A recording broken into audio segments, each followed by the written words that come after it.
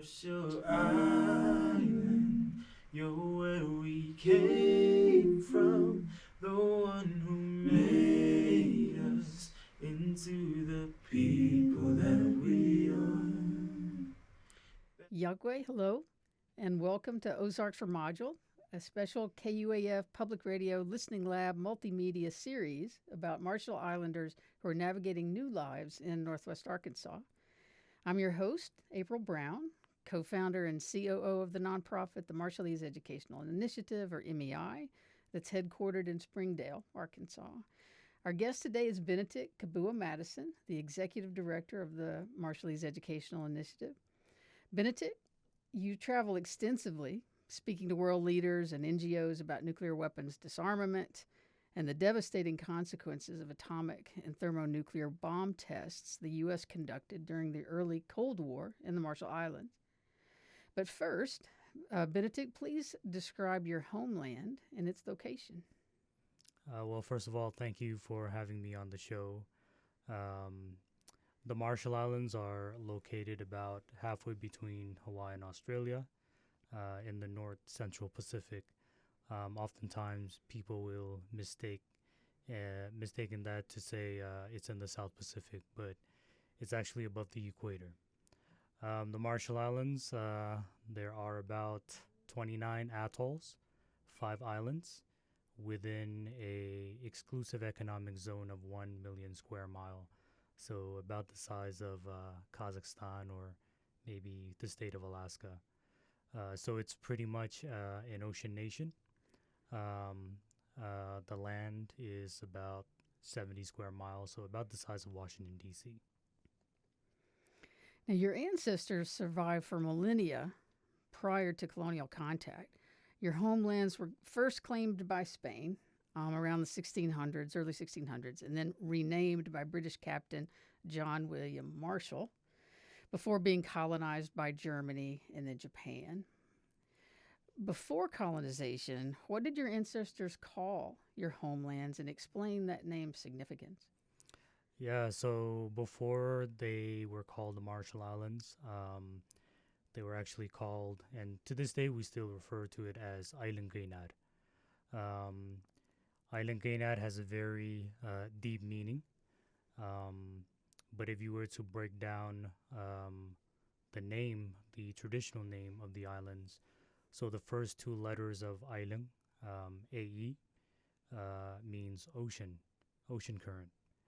The last 3 letters, Lung, refers to the skies or the heavens. And then the next word is Kain. It comes from the word Kainakan, meaning vegetation, referring to the land. And then, of course, you have Ar, which means ours, referring to our responsibility for our islands. And so it's a holistic view of the Marshallese realm.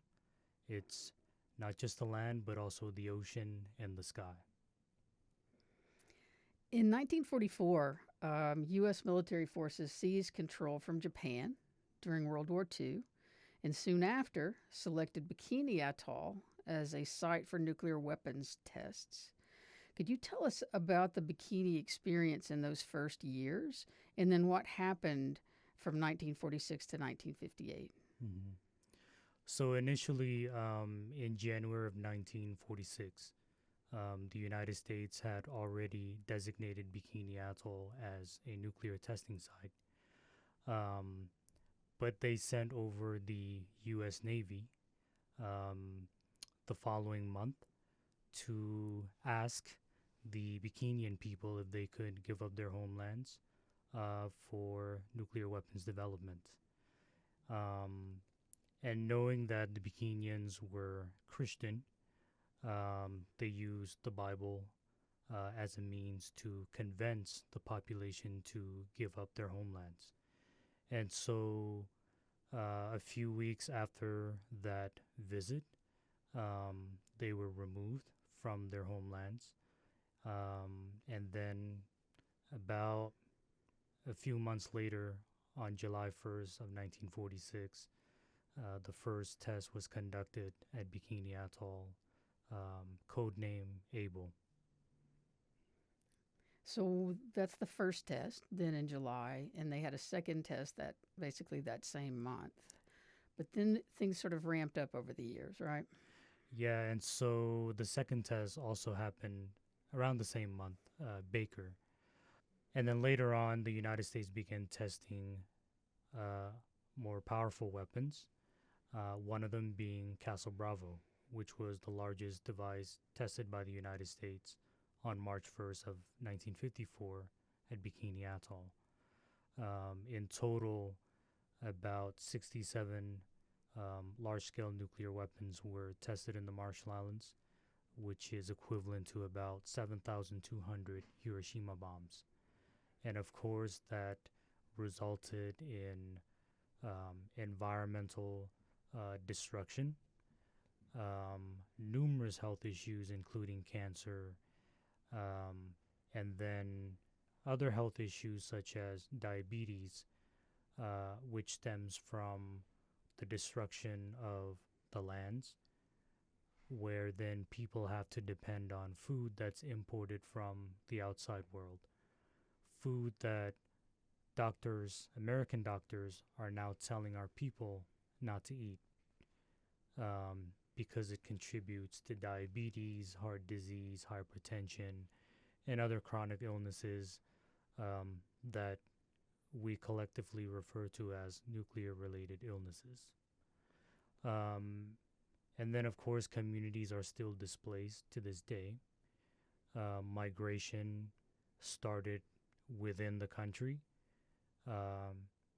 initially from the nuclear testing program, but now we have many Marshallese. About 2/3 of the Marshallese population in the world are living outside of the Marshall Islands today. Majority of them in the United States, and of course, the largest concentration is here in Arkansas. And we will continue to see a larger number of Marshallese moving from not just from the islands, but also from other states.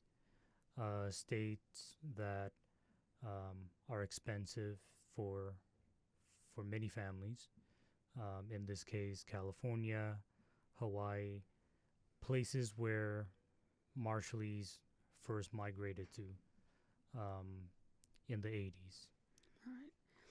So you talked a little bit in detail about the health consequences, and I know when you discuss the ongoing consequences of the nuclear legacy, because the tests happen from 46 to 58, 67 nuclear tests, but you also talk about not just the biological, not just the health consequences, but also the ecological and cultural. Now, cultural will be land loss, right, because identity is tied to the land. Can you speak a little bit more to the ecological, the environmental impact? Mm-hmm. In terms of the environmental impact, the fact that there's still nuclear waste in the Marshall Islands, the fact that the radiation is still there, and that in many of these places where people have been relocated from, you won't find people there living, residing there, enjoying life like they used to before the nuclear testing program. And then, of course, with the cultural impact, Bikinians were some of the finest navigators and canoe builders in the Marshall Islands. But over time, they have lost that aspect of the culture because they were removed from an environment that they knew for thousands of years to a small island that does not have a lagoon where people could fish and practice the different fishing methods, or where they could push their canoes into the lagoon to travel from one island to another. And so Gale is where the Bikinians were permanently relocated to. And as you know, others are on Edit in Madro, and in other places. Right. And I think it's somewhat known about Runit Dome. Can you explain what that is and that impact? So Renadome is located on Enewetak Atoll, which is one of the two places in the Marshall Islands used for nuclear weapons testing. And in the 70s, the United States sent 8,000 U.S. servicemen, and non-servicemen as well, to build or construct this nuclear waste site, that is unfortunately uh, leaking nuclear debris into the environment. This has been a concern for the Marshallese people for decades. Um, and in fact, back in December of 2019, Congress instructed the Department of Energy to assess the dome. And a report came out in June of 2020, um, pretty much downplaying the concerns of the Marshallese and the reality of the dome. Um, Scientists have warned the Marshall Islands that if the country were underwater due to rising sea level, um, the structure would break open and release all of its contents. Right. And there are people that right now live just a few miles away, correct? Right. There's a population of Enewetakis who live about 15 miles away from this structure, the Renadome. And they're there because, well, the U.S. told them it's safe for them to return. However, they cannot eat or drink anything from the land that's grown on the land or anything from the ocean. Right. And I think that takes us back then to the U.S. government and some of the responsibility. So has the U.S. government provided adequate financial compensation to the Marshallese people for these kinds of damages over this more than a decade of weapons testing? It has not. The United States has not provided adequate funding to address their ongoing nuclear legacy on Marshallese culture, health, and the environment. Obviously, these are ongoing issues. And as I stated earlier, we're dealing with nuclear waste, we're dealing with environmental problems, we're dealing with intergenerational health issues that will impact generations down the road. Communities are still displaced. And so, yeah, the nuclear legacy has yet to be addressed. So, back early on in the period of U.S. weapons testings, the United Nations designated the U.S. as trustee of the Marshall Islands, and then the U.S. held the Marshall Islands in this trusteeship from 1947 until 1986, when a compact of free association was signed. Now, in 1979, the Marshallese people wrote a constitution because they voted to be separate from the United States. So this compact that went into effect in 1986 was just renewed this year into 2024. So tell us about the compact and its importance to Marshallese migration and diaspora, and did it address the nuclear legacy? Mm-hmm. So after we had declared ourselves an independent nation in 1979, the United States did not recognize our sovereignty, our independence. And it may have been out of fear that here is a new nation that we used for nuclear weapons testing a few decades ago, and the possibility of them suing us, I think that may have prompted them to say, okay, there needs to be an agreement between the United States and the Marshall Islands. And in this case, that's the Compact of Free Association. Now, the compact, it allows Marshallese to migrate here to the United States without a visa. And in return, the United States has a U.S. military base on Kwajalein.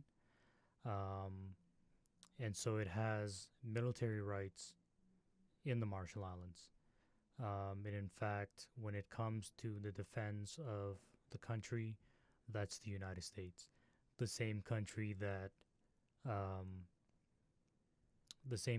used the Marshall Islands for nuclear weapons testing and refuses to address these ongoing uh, issues from their program.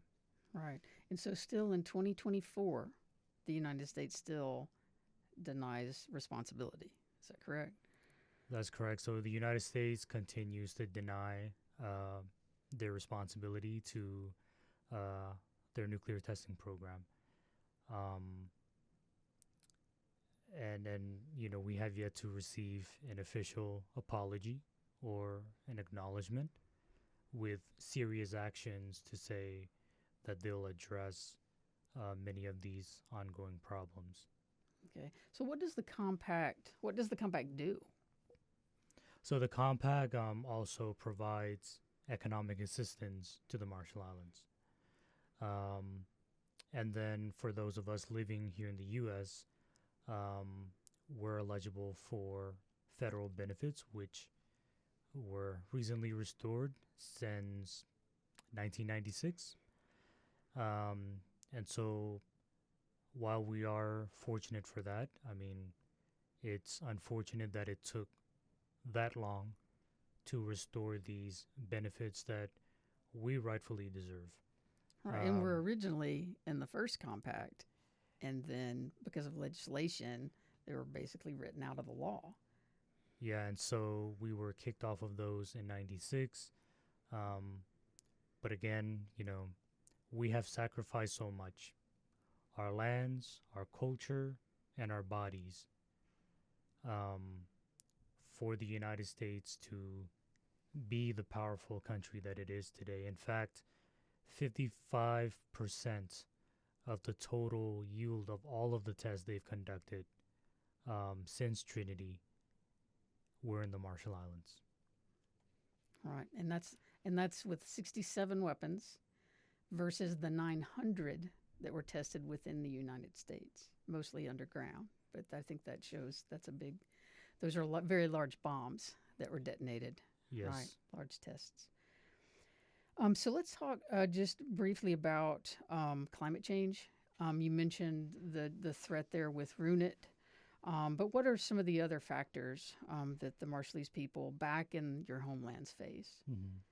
Well, there's also issues such as like waterborne illnesses. So before the pandemic, there was dengue fever. And in fact, the Marshall Islands, if I can remember correctly, spend about 10% of their national budget to combat dengue fever in the Marshall Islands.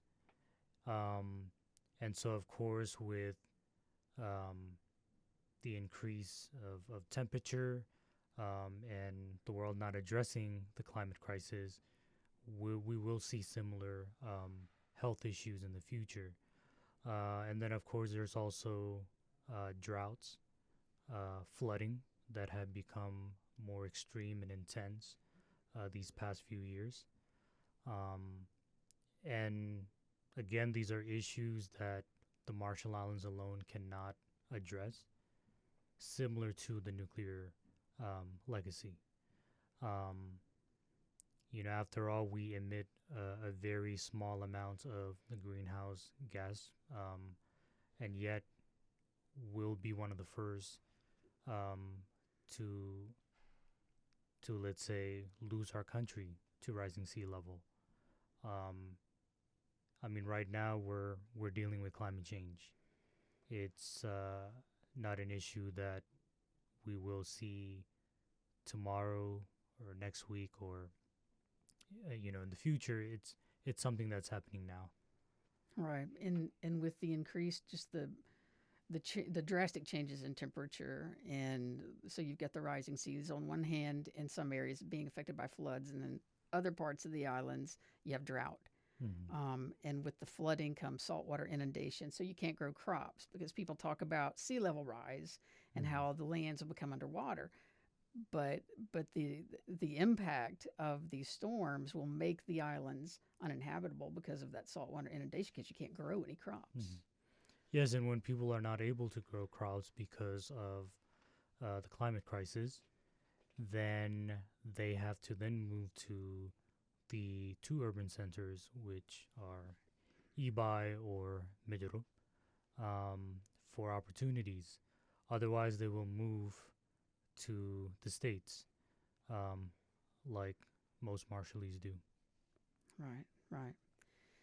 So you, in your speaking engagements and in writings, you often talk about wanting to see nuclear justice. So for you, what does nuclear justice mean? I think first and foremost is an apology and an acknowledgement from the United States, but also environmental remediation, victims assistance, and then, of course, economic prosperity.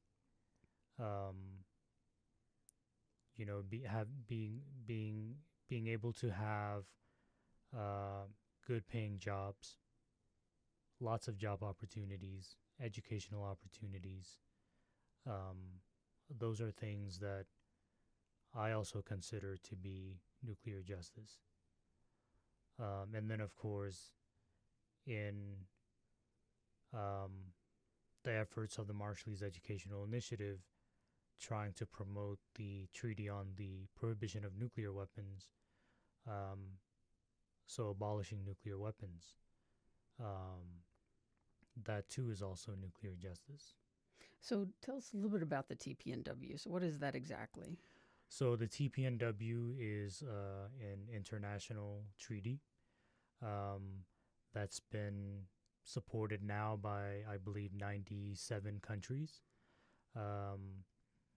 And the goal really is to provide assistance for victims of nuclear weapons testing,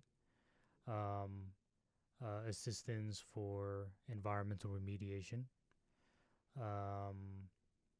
and then, of course, international cooperation among countries to help nuclear affected states or nuclear frontline communities.